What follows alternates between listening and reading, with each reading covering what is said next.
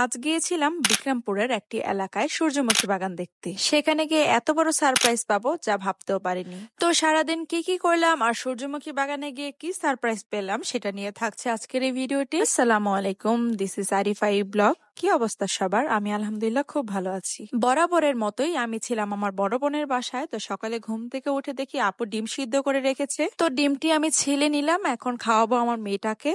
আর এদিকে আরাফ আদনান দুজনে মিলে কার্টুন দেখছে আর আমার মেয়েটা একুরিয়ামের মাছ দিয়ে খেলা করছে।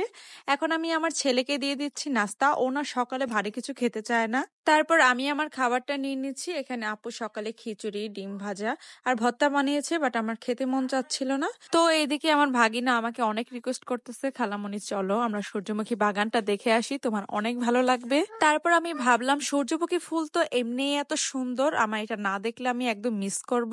এই তো আমরা চলে যাচ্ছি। তো এই এলাকাটার নাম কি সঠিকভাবে আমি বলতে পারি না, সম্ভবত এটা কামারগাঁও এলাকাটা দিয়ে যেতে হয়। ফার্স্টে আমরা এই জায়গাটা গাড়িটা পার্কিং করে তারপর সামনের দিকে হাঁটা শুরু করলাম। তো যাওয়ার পথে এখানে একটা লেকের মতো ছিল, লেকের মধ্যে এতগুলো হাঁস দেখতে এত সুন্দর লাগতেছিল। আর এই রাস্তাটা দিয়ে যখন আমরা যাচ্ছিলাম তখন এই সরিষা ফুলের এত সুন্দর গ্রান ছিল, চারপাশ যেন গ্রানে একদম মমো করছে, এত সুন্দর গ্রান ছিল। Wow, beautiful.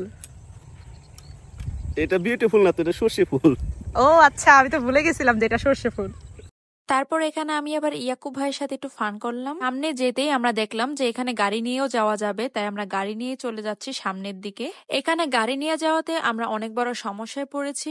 জমির রাস্তাটা একদম ভাঙাচোরা ছিল, ওপর পাশ দিয়ে যে কোনো গাড়ি আসবে সেটারও কোনো সুযোগ ছিল না। আমার মনে হয়েছে এখানে বাইক বা স্কুটার দিয়ে যদি কেউ ঘুরতে যায় বা অটো রিক্সা সেটাও যেতে পারে। তারপরে আমরা কষ্ট করে একটু সামনের দিকে যাই। ওখানকার কিছু লোক বলতেছে যে ভাইয়া আপনার ওখানে না যাওয়াটাই বেটার, কেননা গাড়ি ঘোরাতে বা গাড়ি দিয়ে আসতে একটু সমস্যা হতে পারে। সেদিন ছিল ফ্রাইডে, আর ফ্রাইডে কিন্তু এমনিতেই মানুষ একটু বেশি ঘোরাঘুরি করে। তো সেখানে কিন্তু আমরা বাদেও অনেক মানুষ ছিল সূর্যমুখী বাগান দেখবে। আমি শুনলাম এই জমির শেষ মাথায় নাকি সূর্যমুখী বাগান আর সাথে নাকি একটি সুন্দর নদীও আছে, কিন্তু দুর্ভাগ্যবশত আমরা সামনে যেতে পারলাম না। তারপর দেখা হয়েছিল সূর্যমুখী বাগানের জমির যে আঙ্কেলটি বলল যে আমাদের সূর্যমুখী গাছটি এখনো সুন্দরভাবে ফুল ফুটেনি। এটা শুনে আমার মনটা একদম খারাপ হয়ে যায় যে যার জন্য এত কষ্ট করে আসলাম তাই দেখতে পারলাম না। তারপর উনি আমাকে বললো একটু সামনে গিয়ে দেখো সূর্যমুখী ফুল এখনো হয়নি, কিন্তু হয়ে যাবে খুব তাড়াতাড়ি। এই কথা শুনে তো আমি ছুটে চলে আসলাম সূর্যমুখীর জমিতে। এসে দেখি ফুলের কলি হয়েছে, আর আঙ্কেলটি বলেছিল 15 থেকে 20 দিন সময় লাগবে এই ফুলগুলো ফুটতে। তারপর দুঃখ ভরা মন নিয়ে চলে গেলাম সরিষা খেতে।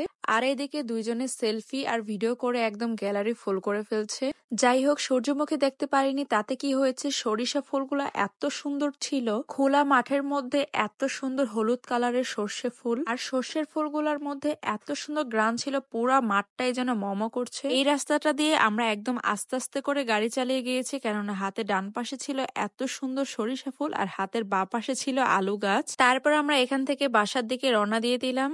ইনশাল্লাহ কোনো একদিন আবারও দেখতে যাব সূর্যমুখী বাগান। সে পর্যন্ত সবাই অপেক্ষায় থাকুন। আজকের ভিডিওটি এই পর্যন্তই। যদি আমার ভিডিওটি ভালো লেগে থাকে অবশ্যই লাইক, কমেন্ট আর শেয়ার দিতে ভুলবেন না। Thanks for the watching.